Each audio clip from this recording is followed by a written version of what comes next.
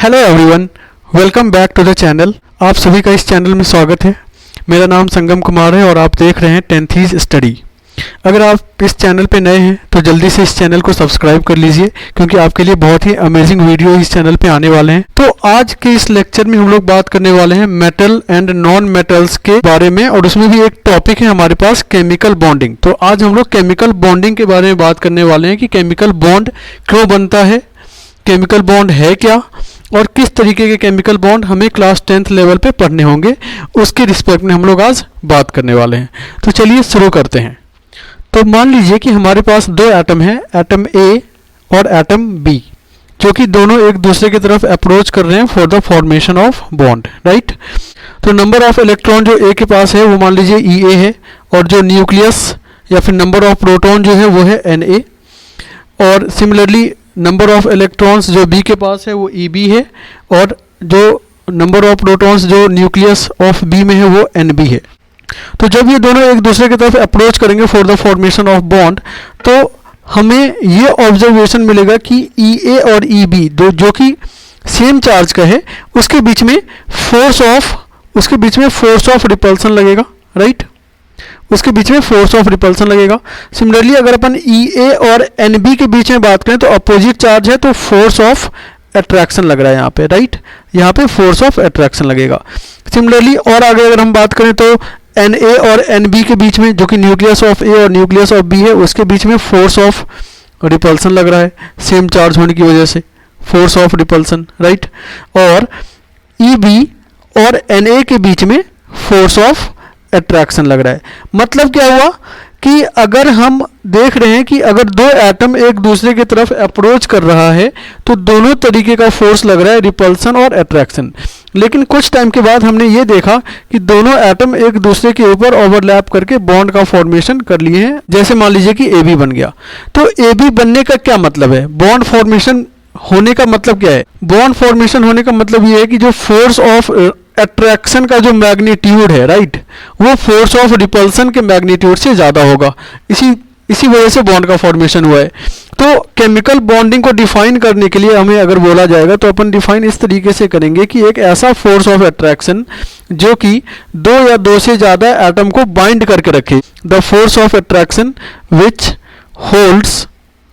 Holds two or more than two atom, two or more than two atom together, तो इसको हम chemical bond बोलेंगे, is known as chemical bond. आप आगे इसमें ऐड कर सकते हैं, is known as chemical bonding. तो एक ऐसा फोर्स ऑफ अट्रैक्शन जो दो या दो से ज़्यादा एटम को होल्ड करके रखे, उसको हम केमिकल बॉन्डिंग बोलते हैं, ठीक है। तो ये हमें समझ में आ गई केमिकल बॉन्डिंग होता क्या है। अब ये जो फोर्स ऑफ अट्रैक्शन है ये कुछ भी हो सकता है, डिपेंड करता है कि किस तरीके का बॉन्ड का फॉर्मेशन हुआ है, उसके ऊपर डिपेंड करेगा, राइट। अब हम लोग बात करने वाले हैं कि केमिकल बॉन्डिंग का कॉज क्या है, क्यों केमिकल बॉन्ड का फॉर्मेशन होता है। तो हमने 9th क्लास में एक रूल पढ़ा था जिसको हम बोलते हैं ऑक्टेट रूल या फिर ड्यूप्लेट रूल। तो ऑक्टेट रूल, एक तो ऑक्टेट रूल है, दूसरा है लोअरिंग ऑफ एनर्जी। तो पहले हम लोग ऑक्टेट रूल के बारे में बात कर लेते हैं। इस रूल के अकॉर्डिंग ये बोला गया कि अगर कोई भी एक एलिमेंट है, मान लीजिए या एटम है, और उसके आउटर मोस्ट ऑर्बिट में अगर 8 इलेक्ट्रॉन है, तो हम ये बोलते हैं कि वो ऑक्टेट कंप्लीट कर चुका है। कोई अगर एक एलिमेंट है और उसके आउटर मोस्ट ऑर्बिट में अगर 2 इलेक्ट्रॉन है, तो हम ये बोलते हैं कि ड्यूप्लेट कंप्लीट कर चुका है, राइट। तो अगर किसी भी एलिमेंट के आउटर मोस्ट ऑर्बिट में अगर 8 इलेक्ट्रॉन या 2 इलेक्ट्रॉन रहता है, तो हम ये बोलते हैं कि उसने नियरेस्ट नोबल गैस कॉन्फ़िगरेशन को अटेन कर लिया है। नियरेस्ट नोबल गैस कॉन्फ़िगरेशन होता है वो हमारा एक स्टेबल कॉन्फ़िगरेशन होता है। उनके आउटर मोस्ट ऑर्बिट में 2 या 8 इलेक्ट्रॉन्स होते हैं। जैसे अगर हम बात करें कि हीलियम है या फिर नियॉन है या आर्गन है, क्रिप्टन, जेनॉन और रेडॉन, ठीक है। अगर आप पीरियोडिक टेबल देख रहे हैं तो पीरियोडिक टेबल में ग्रुप नंबर 18 को देखिए, वो सारे नोबल गैसेस होते हैं, और इनके आउटर मोस्ट ऑर्बिट में हीलियम के आउटर मोस्ट ऑर्बिट में 2 इलेक्ट्रॉन होंगे और बाकी सब के आउटर मोस्ट ऑर्बिट में 8 इलेक्ट्रॉन्स होते हैं। तो हम बोलते हैं कि इसके जैसा बाकी एलिमेंट बनना चाहता है, इस वजह से केमिकल बॉन्ड का फॉर्मेशन करता है, ठीक है। दूसरा फैक्टर स्टेबिलिटी का वो है टू अटेन मिनिमम एनर्जी। पहला फैक्टर जो था वो हमने देखा था ऑक्टेट रूल, और दूसरा फैक्टर है टू अटेन मिनिमम एनर्जी। ऐसा बोला जाता है कि जितना कम एनर्जी होगा, एनर्जी जितना कम होगा, स्टेबिलिटी उतना ज़्यादा होता है। Stability is higher, stability increases. Lesser is the energy, higher will be the stability. तो एटम जब कंबाइन करते हैं तो उस समय में क्या होता है, एनर्जी रिलीज होता है, और मॉलिक्यूल की जो एनर्जी होती है वो as compare to neutral atom, या फिर अगर हम बात करें कि फ्री स्टेट में जो एटम्स होते हैं उसके रिस्पेक्ट में जो मॉलिक्यूल की एनर्जी होती है वो कम होती है, तो स्टेबिलिटी जो है वो ज़्यादा हो जाएगी, ये ध्यान में रखिएगा। ठीक है, तो ये था कॉज ऑफ केमिकल बॉन्डिंग, पहला ऑक्टेट रूल और दूसरा हमारा टू अटेन मिनिमम एनर्जी। ये दो फैक्टर हैं जिसकी वजह से केमिकल बॉन्ड का फॉर्मेशन होता है। आगे बात करते हैं, next is type of chemical bonding. कितने टाइप के केमिकल बॉन्ड अपने को अभी पढ़ने हैं, टाइप्स ऑफ केमिकल बॉन्ड। कितने टाइप के बॉन्ड हैं, बेसिकली क्लास 10th लेवल पे अगर अपन बात करें तो अपने को 3 टाइप के बॉन्ड पढ़ने होंगे। पहला है आयोनिक बॉन्ड, जिसको हम लोग इलेक्ट्रोवेलेंट बॉन्ड भी बोलते हैं, इलेक्ट्रोवेलेंट बॉन्ड, राइट। दूसरा है कोवेलेंट बॉन्ड, और तीसरा है हमारा कोऑर्डिनेट बॉन्ड, ठीक है, और तीसरा है हमारा कोऑर्डिनेट बॉन्ड। तो ये तीनों टाइप के बॉन्ड के बारे में हम लोग बात करेंगे, किस तरह से बॉन्ड का फॉर्मेशन होता है और उनकी प्रॉपर्टीज क्या सब है।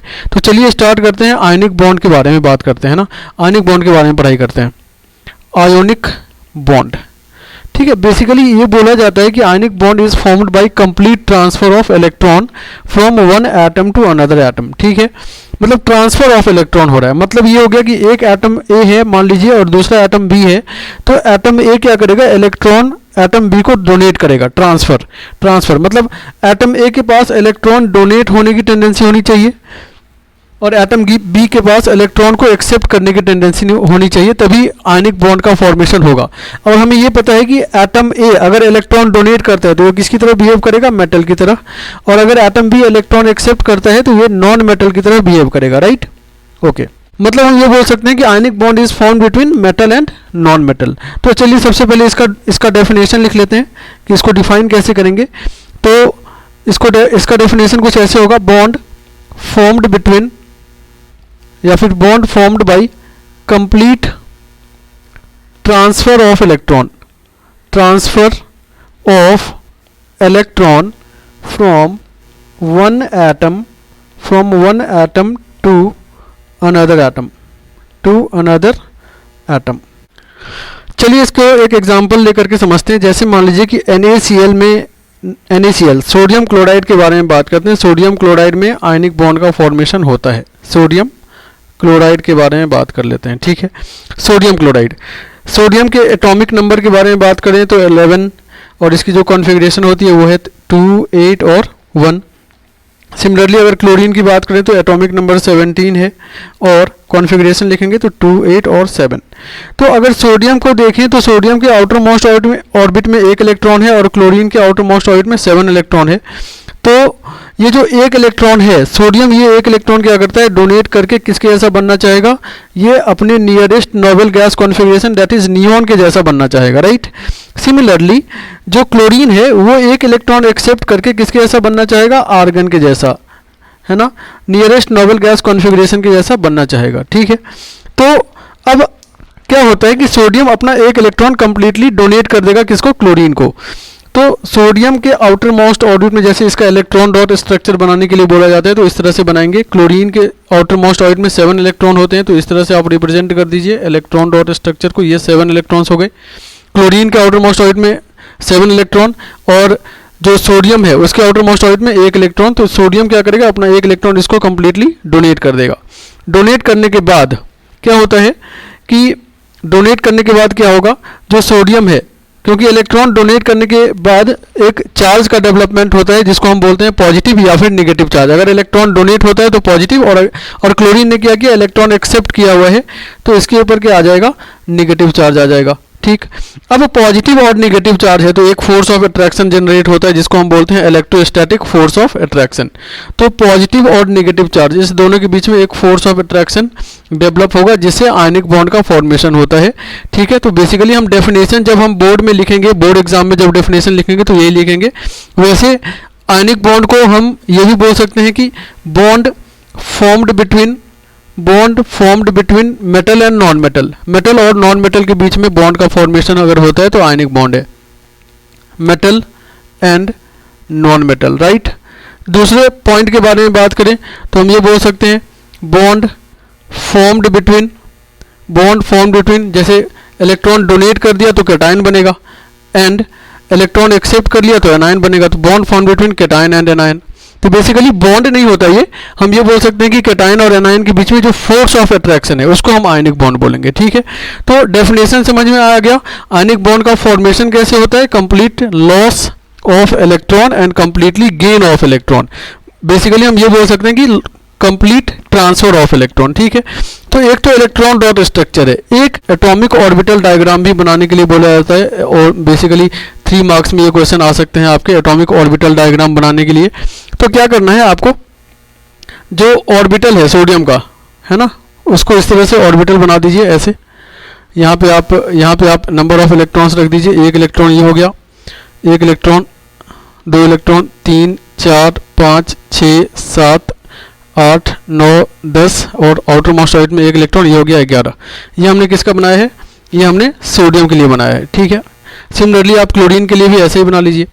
क्लोरीन की बात करें तो पहला ऑर्बिट, दूसरा ऑर्बिट, तीसरा ऑर्बिट, है ना। तो पहले ऑर्बिट में कितना इलेक्ट्रॉन है, पहले ऑर्बिट में 2 इलेक्ट्रॉन, तीसरे ऑर्बिट में 8 इलेक्ट्रॉन, 1 2 3 4 5 6 7 8, और तीसरे ऑर्बिट में 7 इलेक्ट्रॉन, 1 2 3 4 5 6 और 7, ठीक है। अब क्या होगा, सोडियम अपना 1 इलेक्ट्रॉन, जो ब्लू से हमने सोडियम के इलेक्ट्रॉन को रिप्रेजेंट किया है, तो सोडियम अपना 1 इलेक्ट्रॉन इसको डोनेट कर देगा। तो डोनेट करने के बाद क्या होगा, आप इसी ऑर्बिटल डायग्राम को दोबारा से ऐसे ही लिख लीजिए, बना लीजिए, और इस तरीके से, क्योंकि आयन का फॉर्मेशन होगा तो हमें आयन भी दिखाना होता है ना, हमें आयन भी इस तरह से दिखाना पड़ जाएगा। तो इस तरह से रिप्रेजेंट कर दीजिए 1 2 3 4 5 6 7 8 9 और 10। आउटर मोस्ट ऑर्बिट में एक भी इलेक्ट्रॉन नहीं होगा तो हम इसको हटा देंगे, क्योंकि हमारा जो इलेक्ट्रॉन है आउटर मोस्ट ऑर्बिट वाला वो डोनेट कर चुका है सोडियम ने, तो ये वाला जो ऑर्बिट है ये रिमूव हो जाएगा, ठीक है। और इसके बदले हम क्या करेंगे, एक पॉजिटिव चार्ज इसके ऊपर डाल देंगे, ये रहा पॉजिटिव चार्ज, ठीक। सिमिलरली क्लोरीन के बारे में बात करें तो क्लोरीन में भी आप ऐसे ही बना लीजिए इस तरीके से। ये पहला ऑर्बिट हो गया, ये दूसरा, ये तीसरा, है ना। पहले ऑर्बिट में कितना इलेक्ट्रॉन है, पहले ऑर्बिट में हम बोलेंगे 2 इलेक्ट्रॉन, दूसरे ऑर्बिट में 1 2 3 4 5 6 7 8, और लास्ट ऑर्बिट में भी 8 इलेक्ट्रॉन है, क्योंकि इसने 1 इलेक्ट्रॉन एक्सेप्ट कर लिया, तो 4 5 6 7 और 8, और क्योंकि इसने 1 इलेक्ट्रॉन एक्सेप्ट किया तो इसके ऊपर कितना चार्ज आएगा, माइनस चार्ज आ जाएगा, बहुत बढ़िया। तो इसको हम बोलते हैं एटॉमिक ऑर्बिटल डायग्राम। तो इस तरह से आप एटॉमिक ऑर्बिटल डायग्राम बना सकते हैं, इसको हम बोलते हैं इलेक्ट्रॉन डॉट स्ट्रक्चर। इसको ये जो यहाँ पे बना हुआ है इसको अपन बोलेंगे इलेक्ट्रॉन डॉट स्ट्रक्चर, ठीक है। ये हमारा इलेक्ट्रॉन डॉट स्ट्रक्चर है। सिमिलरली अगर आपसे और बोला जाए, बहुत सारे एग्जांपल आपसे बनाने के लिए बोला जा सकता है, जैसे मान लीजिए कि मुझे MgCl2 का इलेक्ट्रॉन डॉट स्ट्रक्चर बनाना है और ऑर्बिटल डायग्राम बनाना है। MgCl2 मैग्नीशियम क्लोराइड के बारे में बात हो रही है, तो एटॉमिक नंबर पता करना है।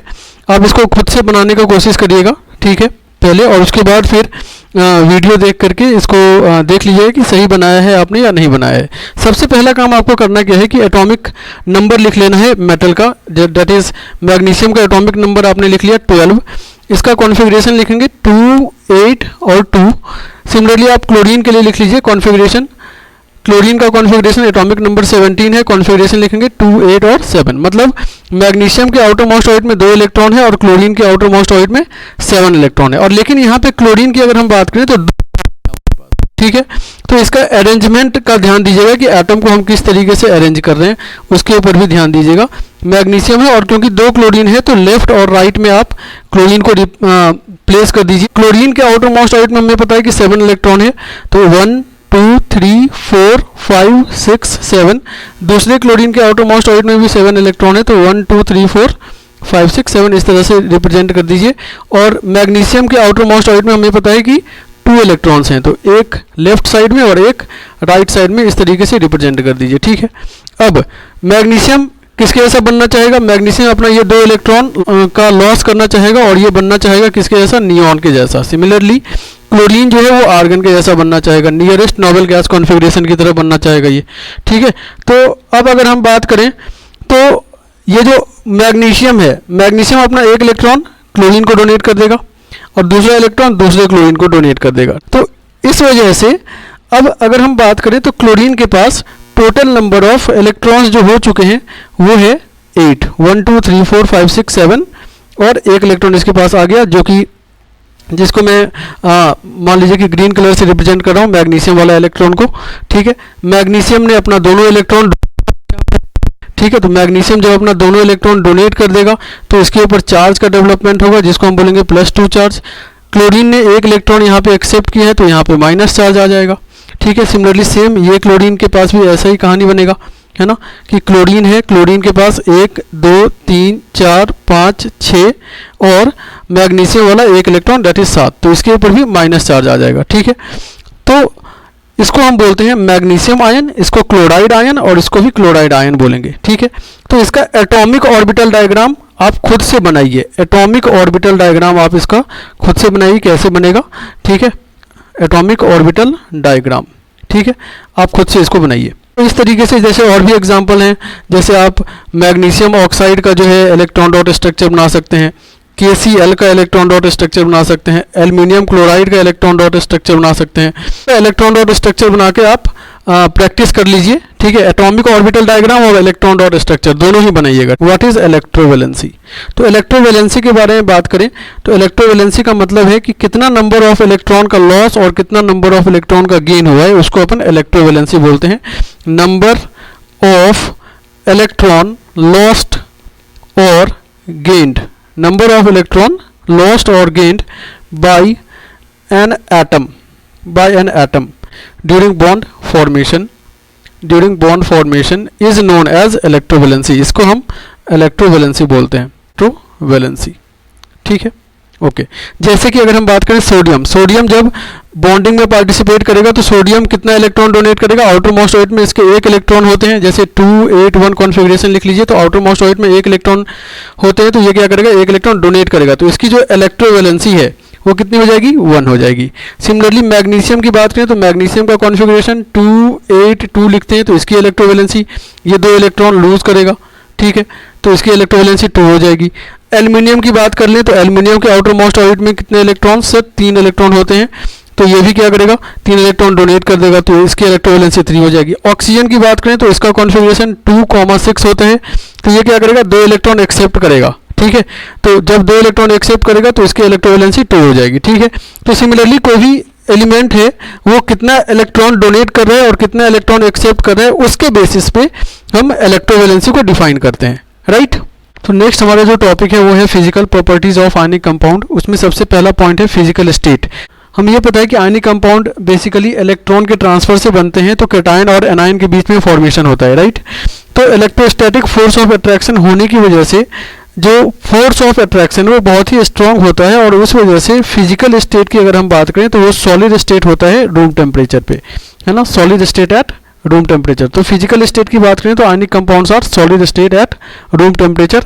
एक बहुत ही स्ट्रॉन्ग क्रिस्टल का फॉर्मेशन होता है। हार्डनेस की बात करें तो सेम वही जो रीज़न है वो रिपीट हो जाएगा कि ionic compound are hard in nature due to strong electrostatic force of attraction. Conductivity की बात करें तो सॉलिड स्टेट में इलेक्ट्रिसिटी कंडक्ट नहीं करेगा, क्यों? क्योंकि यहाँ पे कोई भी फ्री आयंस नहीं है। फ्री आयंस या फिर हम बोल सकते हैं कि फ्री इलेक्ट्रॉन्स मूव करने के लिए नहीं है due to strong electrostatic force of attraction. इसकी वजह से कंडक्टिविटी ये सॉलिड स्टेट में कंडक्ट नहीं करेगा। लेकिन अगर हम बात करें कि फ्यूज्ड स्टेट, फ्यूज्ड मतलब हो गया मोल्टेन स्टेट, या फिर अगर हम एक्वस सॉल्यूशन की बात करें तो जो आयनिक कंपाउंड है वो इलेक्ट्रिसिटी कंडक्ट करता है। आयनिक कंपाउंड इलेक्ट्रिसिटी कंडक्ट करेगा। क्यों इलेक्ट्रिसिटी कंडक्ट करेगा? क्योंकि उसके जो आयंस होंगे वो फ्रीली मूवेबल होंगे, फ्यूज स्टेट या फिर एक्वस स्टेट में फ्री होंगे ये आयंस। ठीक है, तो इस वजह से सॉलिड स्टेट में ये इलेक्ट्रिसिटी कंडक्ट नहीं करेगा, लेकिन फ्यूज्ड स्टेट और एक्वस सॉल्यूशन में इलेक्ट्रिसिटी का कंडक्शन करेगा। ठीक है, अब फ्री स्टेट और एक्वस सॉल्यूशन का क्या मतलब है? जैसे एक्वस सॉल्यूशन ऑफ NaCl की अगर अपन बात करें तो एक्वस सॉल्यूशन ऑफ NaCl का मतलब हो गया कि NaCl is dissolve in water. NaCl is dissolve in water मतलब NaCl का सॉल्यूशन है, right. NaCl is dissolve in water. लेकिन अगर हम मोल्टेन NaCl की बात करें, मोल्टेन NaCl, तो मोल्टेन NaCl का मतलब हो गया कि ये Na+ और Cl माइनस मिलेगा। लेकिन अगर हम वाटर की बात करें तो वाटर में वो NaCl डिजॉल्व रहता है, उसमें H प्लस और Cl माइनस दोनों आपको मिल जाएंगे। मेल्टिंग पॉइंट और बॉइलिंग पॉइंट की बात करें तो melting point boiling point high होगा, क्योंकि सॉलिड स्टेट है तो high melting point boiling point होंगे। सॉल्युबिलिटी की बात करें तो आयनिक कंपाउंड जो होंगे वो पोलर सॉल्वेंट में डिसॉल्व होते हैं। आयनिक कंपाउंड जो होते हैं वो पोलर सॉल्वेंट में डिसॉल्व होते हैं। पोलर सॉल्वेंट का मतलब हो गया पॉजिटिव और नेगेटिव चार्ज का डेवलपमेंट। ठीक है, अभी के लिए इतना ही समझिए। पोलर सॉल्वेंट का मतलब हो गया पॉजिटिव और नेगेटिव चार्ज का डेवलपमेंट, तो पोलर सॉल्वेंट में डिसॉल्व होंगे। जैसे मान लीजिए कि NaCl को आपने वाटर में डिसॉल्व किया, तो वाटर का जो पॉजिटिव पार्ट है वो और नेगेटिव पार्ट, वाटर का पॉजिटिव और नेगेटिव पार्ट, जैसे Na प्लस में ये टूटेगा तो नेगेटिव पार्ट वाटर का जो है वो Na सोडियम को क्या करेगा, चारों तरफ से सराउंड कर लेगा। ठीक है, और अपनी तरफ खींचना स्टार्ट कर देता है। सिमिलरली अगर हम क्लोरीन की बात करें तो क्लोरीन के लिए पॉजिटिव चार्ज जो है वो उसको सराउंड कर लेगा और अपनी तरफ खींचना स्टार्ट कर देता है। तो इसके बीच में का जो फोर्स ऑफ अट्रैक्शन है, जो इस दोनों के बीच में फोर्स ऑफ अट्रैक्शन था, वो धीरे धीरे क्या हो जाएगा, टूट जाएगा और लास्टली ये जो Na प्लस और Cl माइनस में कन्वर्ट हो जाएंगे और वाटर में सॉल्युबल हो जाएंगे। ठीक है, तो सॉल्युबिलिटी में ये ध्यान रखना है कि पोलर सॉल्वेंट होना चाहिए और पोलर सॉल्वेंट में ही ये क्या हो जाएगा, डिसॉल्व हो जाएगा। ठीक है, टाइप ऑफ रिएक्शन, हमें ये पता है कि आयनिक कंपाउंड्स जो होते हैं वो बहुत ही फास्ट रिएक्शंस प्रोड्यूस करते हैं, बहुत ही फास्ट रिएक्शन होता है, क्योंकि इसके बीच में आयन का एक्सचेंज होता है। जैसे मान लीजिए कि एक रिएक्शन है BaCl2 और इसका रिएक्शन करवा दिया हमने Na2SO4 के साथ, तो बेसिकली ये हमने फर्स्ट चैप्टर में ये सब किया हुआ है, ये बनाएगा BaSO4 और NaCl। तो ये विद इन सेकेंड्स ये रिएक्शंस हो जाते हैं, क्योंकि इसमें सिर्फ एक्सचेंज होता है आयंस का। तो आयन के एक्सचेंज होने की वजह से ये जो रिएक्शंस हैं वो बहुत ही फास्ट रिएक्शंस होते हैं। तो ये कुछ प्रॉपर्टीज थे आयनिक कंपाउंड के। बॉन्डिंग का एक और वीडियो आएगा, वीडियो नंबर 2, जिसमें हम लोग कोवेलेंट बॉन्ड और कोऑर्डिनेट बॉन्ड के बारे में बात करेंगे। तो आयनिक कंपाउंड को बहुत अच्छे से पढ़ लीजिए। इसमें अगर कोई डाउट हो, कुछ समझ में ना आया हो तो कमेंट करिएगा। वीडियो अच्छा लगे तो शेयर करिएगा, सब्सक्राइब करिएगा। Thanks for watching. Thank you.